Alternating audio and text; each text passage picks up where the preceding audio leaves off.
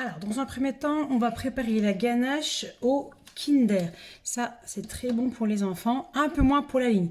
Alors, on va faire chauffer 140 g de crème que je vais porter à ébullition donc sur le gaz. Pendant ce temps, je vais faire fondre mon Kinder au micro-ondes. Alors, j'ai changé le chocolat fondu de récipient, ma crème elle a bouilli, donc je vais mélanger en 3 fois la crème chaude dans le chocolat Kinder que je viens de faire fondre. Voilà, 3 fois.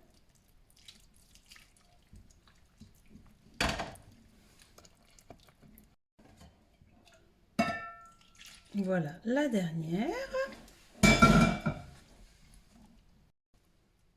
Alors, toute la crème chaude a été bien mélangée. Maintenant, je rajoute la crème froide. Ça, c'est la particularité de la ganache montée, en fait.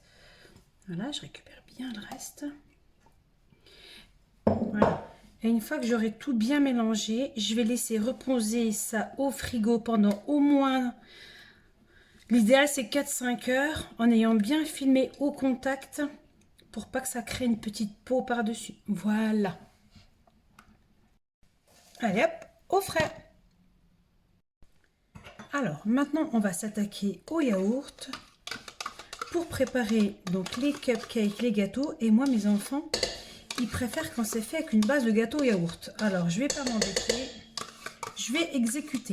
Alors, comme d'habitude, le pot mesure pour l'huile et pour tous les autres ingrédients dont je vais avoir besoin. Donc, le yaourt, il est déjà mis à l'intérieur. Je vais rajouter un demi-pot d'huile.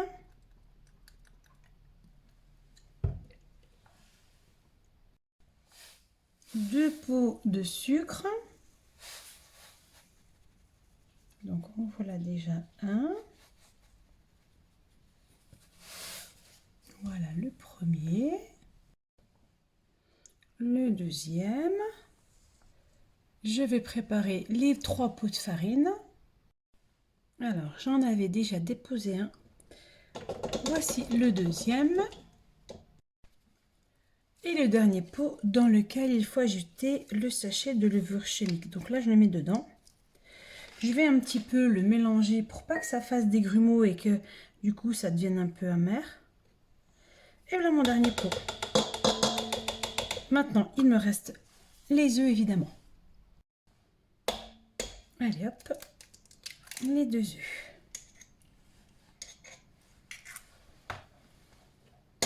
Évidemment, j'aurai préchauffé mon four avant. Et du coup, la préparation sera bientôt terminée. Allez, c'est parti. Je vais vous abandonner parce qu'il faut battre tout ça et ça va faire un peu de bruit. Voilà, ma pâte elle est bien lisse, homogène. J'ai préparé des petites barquettes, vous voyez, comme ça, pour les remplir. Et après, il ne restera plus qu'à enfourner. En fait, j'en ai de plusieurs couleurs. Donc, soit je prends un moule à muffins en silicone, soit je prends des petits bacs comme ça, des petits ramequins en verre. Ça tient tout aussi bien et c'est aussi pratique à démouler. Vous voyez, regardez, hop. On va essayer de ne pas se brûler. Et là, démoulage express. Bon voilà, sinon en version silicone, vous allez me dire, c'est pas moins compliqué à démouler, mais c'est encore évidemment très très chaud.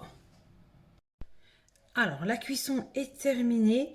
Regardez ce que j'ai fait. Je me suis amusée à creuser des petits trous dedans et je vais les remplir de pâte à tartiner parce que j'ai des enfants qui sont particulièrement gourmands.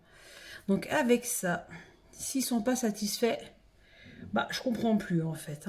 Donc il faut être un petit peu généreux sur la dose. Et comme ça, on va faire des gourmands satisfaits.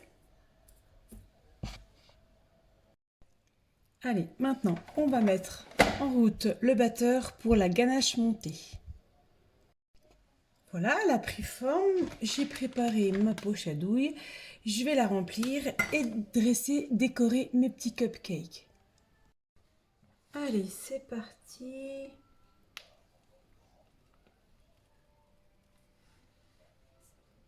Voilà.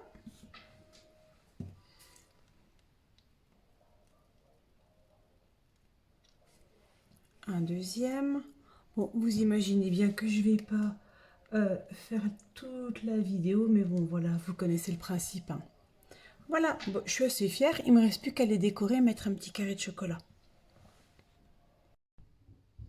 Et voilà le résultat. Et voilà.